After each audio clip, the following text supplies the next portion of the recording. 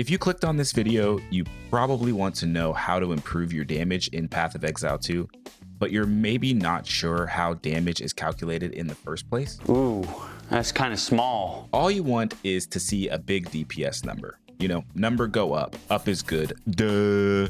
But there are so many different ways to improve your damage that it'll make your head spin. So let's break it all down with visuals, and by the end of this video, you'll have what you need to take your character from this to this.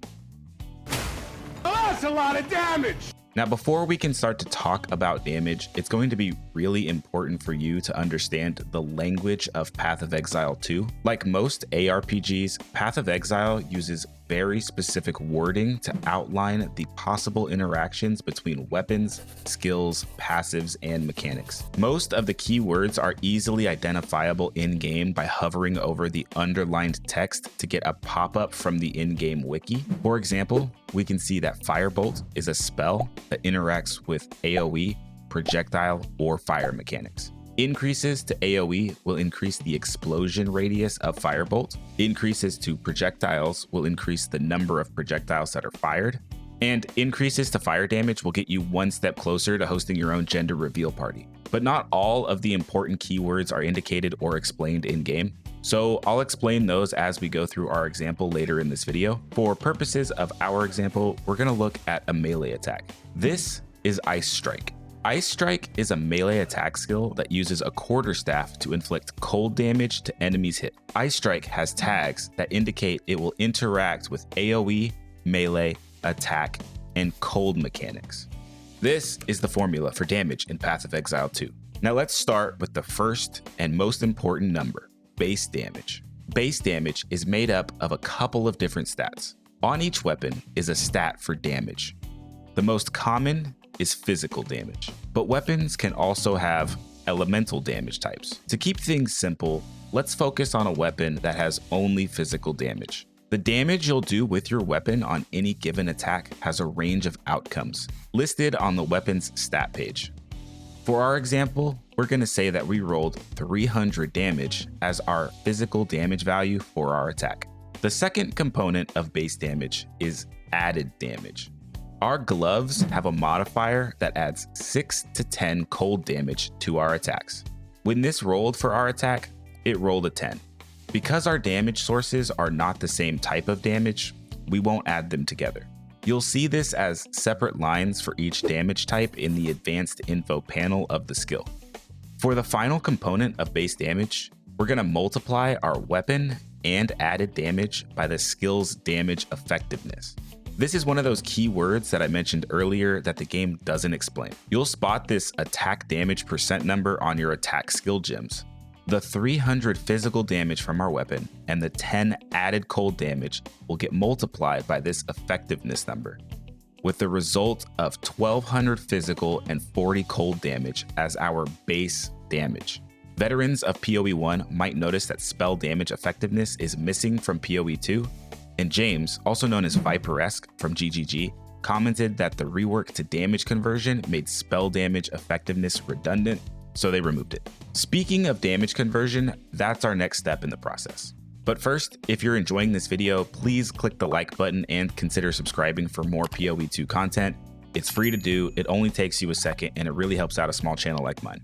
Now that we've calculated our base damage of 1200 physical and 40 cold damage, any damage conversion modifiers on our skills, support gems, passives, or items will take effect. Damage conversion is just like the name says. It's a conversion from one damage type to another, such as from fire to lightning, or physical to chaos. We can see on our skill gem that Ice Strike converts 80% of physical damage to cold damage. So that means we'll take our 1200 physical damage and convert 80% of it to cold damage and add the resulting 960 cold damage to our original 40 cold damage that was added by our gloves for a total of 1000 cold damage. This example highlights the importance of increasing the physical damage on our weapon because it increases our post-conversion elemental damage. And don't forget about the other 20% of unconverted physical damage. And you'll notice that our total damage remains equal to the 1240 damage from before conversion. There's also another stage of conversion called gain conversion. Gain conversion happens just after regular conversion. Support gems such as Lightning Infusion or Ice Bite will use the phrase attacks gain to signal that they gain the damage increases after the regular conversion occurs. I won't be using any of those support modifiers in our example, but that's where they come into play. We now have our post-conversion base damage. So it's time to move on to the next phase in the formula, increased damage. You'll find many nodes on the passive tree and modifiers on items that provide increased damage of a certain type, such as increased projectile damage, increased fire damage, increased elemental damage, so on and so forth.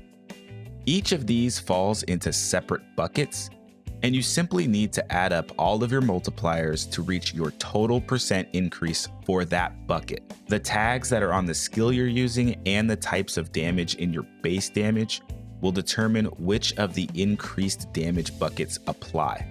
Because I like round numbers in my explanations, we'll say that we have modifiers that add up to 50% increased damage for elemental, physical, lightning, cold, attack damage, and area damage. Because we aren't doing any lightning damage and Ice Strike doesn't have any tags for lightning, it doesn't give us any bonuses. And this is why Charge Staff is so popular with Ice Strike, since it gives you a lightning damage buff added to your attacks. Another odd one on our table that should be explained is physical damage. If you find a weapon that has a modifier of % increased physical damage, that modifier is only affecting the weapon's damage and is not part of the multiplication that occurs during the increased damage phase. These are called local modifiers. You'll see the damage range on your weapon increase and the color will change to blue to show that it is improved by a local modifier. The alternatives to local modifiers are called global modifiers.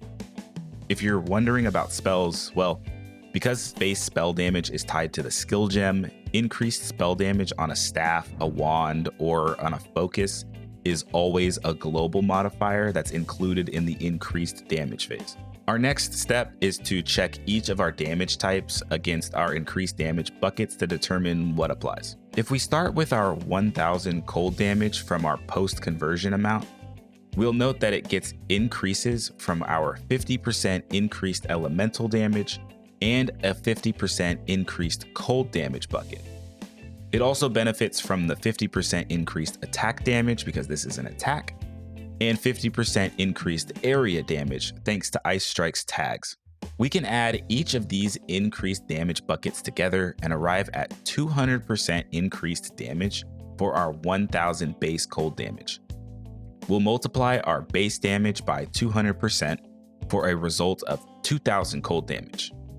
And since we're increasing our cold damage by this amount, we'll add our base cold damage back to it, meaning we end up with a total of 3000 cold damage. We'll do the same exercise with our 240 base physical damage, noting that it doesn't get the increases for elemental or cold damage. And we end up with a result of 600 physical damage and a total combined damage output of 3600. So now we'll move on to the third and final phase.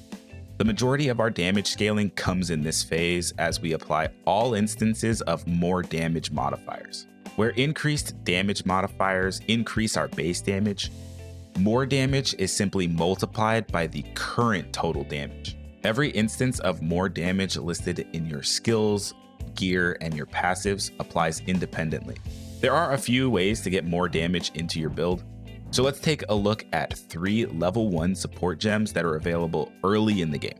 The first is Execute. This red support gem makes supported skills deal 40% more damage. By slotting this into our Ice Strike, we'll gain the benefit of 40% more damage when we hit an enemy on low life. This results in a new total damage of 5040. Next, we'll slot in the green support gem, Combo Finisher. This support gem also provides an additional 40% more damage at the cost of needing to generate combo to use the supported skill.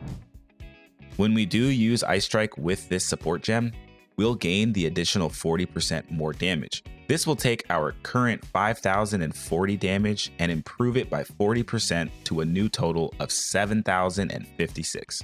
And last, we'll slot in Hourglass for another instance of 40% more damage.